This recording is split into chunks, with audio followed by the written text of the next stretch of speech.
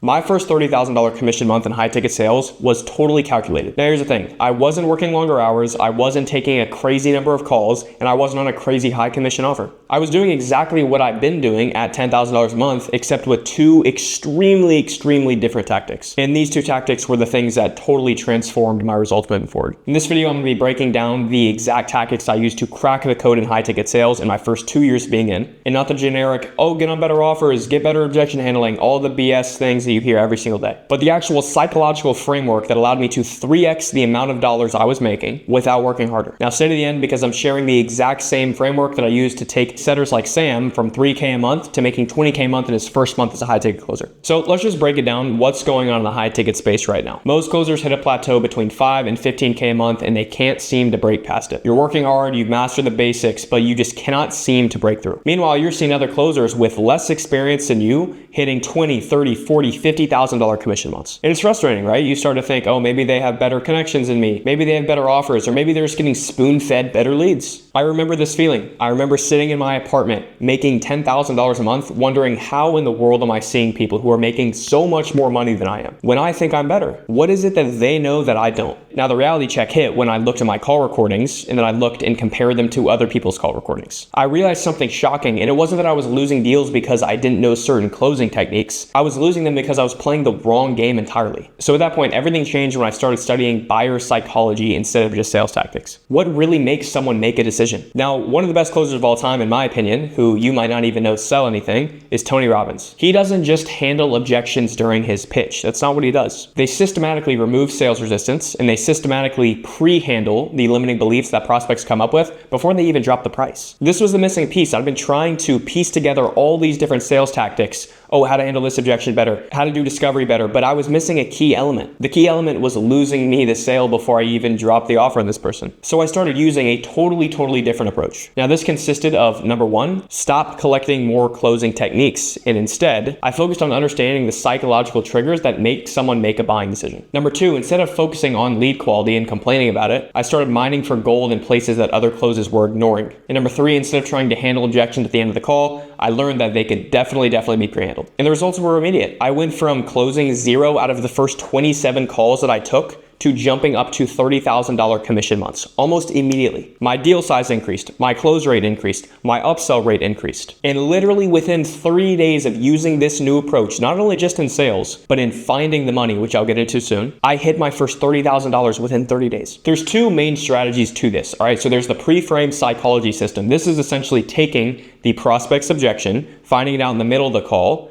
and then totally reframing the way they view it so they make a buying decision at the end. And then number two, which is going to be the low-hanging fruit strategy. This is something so many closers ignore. This is about finding the hidden 10K a month that's hidden throughout your CRM throughout the entire month that everyone ignores. This game is about working smarter, not harder. I don't want you on the phone for 15 hours a day. It's a waste of time. When in reality, you could be realistically working 8 to 10 hours and still clearing those $30,000, $40,000, $50,000 commission checks. So let's just break down each one so you can start attacking them individually. So part one, the pre-frame psychology system. This is built on a very simple premise, which is when the prospect drops the objection, you know that you've done something wrong. All right, no, I'm not saying you're never gonna get an objection again. That's not what I'm saying. What I am saying is that you can do things in the beginning of the call that are gonna lower the limiting belief that this prospect feels about making a buying decision. Meaning, instead of these crazy 30, 45-minute objection handles you have to do, it's usually one loop and you're good. Or you're just handling some sort of logistics. So here's how it works. Number one, you need to understand what is behind objections. I need to think about it. Isn't about needing more time. It's about needing a doubt resolved. Now this doubt is either within themselves, it's within you, it's within the program. Time will tell. I don't have the money.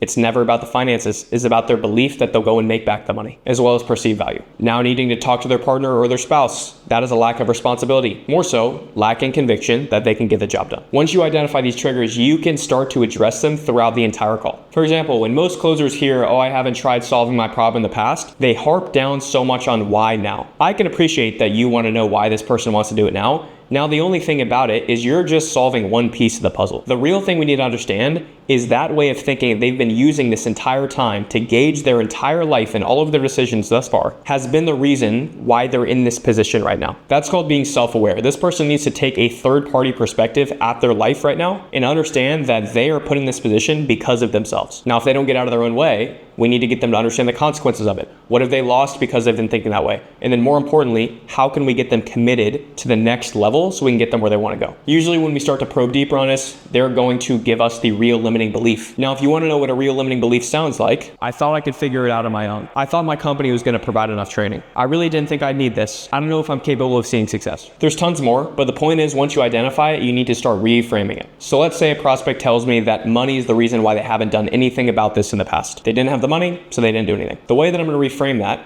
is like, okay, I can appreciate that money might be an issue for you. Now you got to realize it's like, why are we even on the call right now? What are we after? Oh, well, I want to learn to sell better. Yeah, you want to learn to sell better. To what outcome? Well, yeah, to make more money. Okay, so is it fair to say that the reason we're on the call right now is not because of the money, it's because you don't have the skills to go make more money? Is that fair to say? Oh, yeah, that makes sense. Right, because there's going to be two types of people in this scenario. There's going to be the person who says, I don't have the money, so I'm screwed, I'm shit out of luck. Or there's going to be the person who says, how can I go find the money? How can I get resourceful so I can put myself in a better spot to get where I want to go? Now, out of those two people, which one do you feel like gets where they want to go faster? Yeah, well, obviously the guy who finds the money. Well, why though? Because they're taking it more serious. Right, so what's prevented you from taking it more serious and actually committing to getting to the next level, going out and finding the money? At this point is where the real limiting belief comes out. Oh, I thought I could figure it out on my own. At this point, we've extrapolated it. This is going to be the underlying belief that causes them to not buy in the end of the call. So this is where we make them very self-aware about it and we future pace out consequences. Well, let me ask you this. Can you see how that way of thinking where we haven't done anything because we thought we could just figure it all out ourselves is actually the exact reason why you're even on this call talking to me right now, saying you hate your job and how you want to leave so bad, but we actually haven't in the past 2 years. Can you see that? Yeah, I can see that.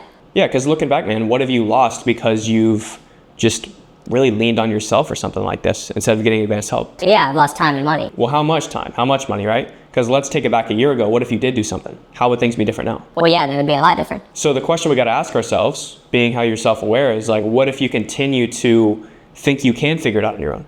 Like, what if you continue thinking that way? What do you see happening? Oh, yeah, then I'll never go where I want to go. Which means what? Which means that I'll never make the money I want to make. So how committed are you to getting over that way of thinking, doing everything necessary to get where you want to go? Because you don't have to. So pause. At this point, we have now extrapolated the limiting belief. We've made them totally self-reflect on it, find out why they need to let that limiting belief go, how they're going to let it go by committing, and then we don't get objections at the end of the call. Now, the second part of my framework is going to be the low-hanging fruit strategy. Now, this has not only worked for me. All of the best closers that I know in this entire world have mastered the art of finding the money.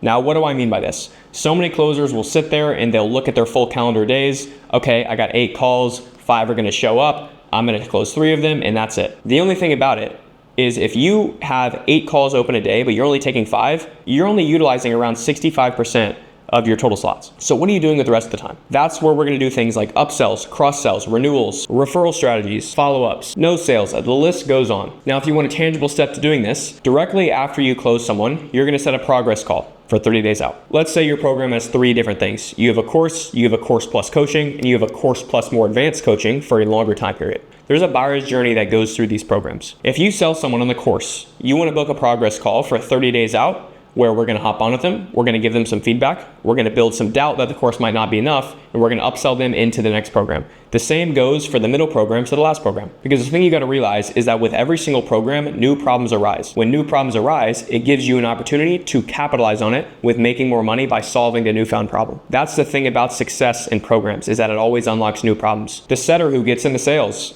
who sees success being a setter, he goes and he makes 10 grand a month. That guy now needs help with closing. Boom, upsell him into closing. Now this guy's closing for a year. He gets burnt out closing, upsell, sales managing. There's newfound problems that get unlocked along the way for you to capitalize on and make way more money, while obviously helping the person much further. Like I said, when I first started implementing this framework, my results skyrocketed. I'm not talking about a slow growth. It was a slow growth in the beginning until I started figuring this stuff out. When I say skyrocketing, I mean went from 10 to 30 to 40 to 50 in a matter of months. Now, this was cool and all that I did it, but the real proof came from when I saw other people start doing it. Sam went from being a setter making $3,000 a month to making $20,000 a month in his first month closing. Paul went from making $3,000 a month as a closer to making $19,000 in a month in under 60 days. Caleb went from bottom of the leaderboard to the top of the leaderboard, making 3 times the amount of commissions he made in the past 3 months in the first month of working with me. Don, who's only 14 years old, went from making $500 a week to $5,000 a week. The thing that's very cool is that none of these people changed their offers. None of these people totally picked up and threw away everything that they were doing. None of them worked more hours. None of them had to do 500 backflips off the building to go and make this type of commission, because it's not that complex. It's simple, but it's difficult to pull off. So where do you go from here? If you're serious about hitting your first $30,000 month, there are 3 things you need to do. Number 1, you need to start implementing the pre-frame psychology system and start pre-handling your objections. You got to find the objections you face and then work backwards to try to identify them and overcome them before they even come up. Number 2, set up your low-hanging fruit systems. There's a lot of money in your CRM that you're just totally bypassing. Create follow-up sequences. Create sequences for booking practice calls and progress calls. Implement referral strategies. The sky is the limit. The path from 10K a month to 30K a month is not about working harder. It is about working smarter in sales. If you want to accelerate the process, I have another video on how I made $50,000 a month in high ticket sales. And if you're someone reading this and you want more hands-on guidance to hitting there, like a bunch of the other students that we train, there is a link in the description to go and apply for more advanced coaching as well. But regardless, I'll see you guys in the next one.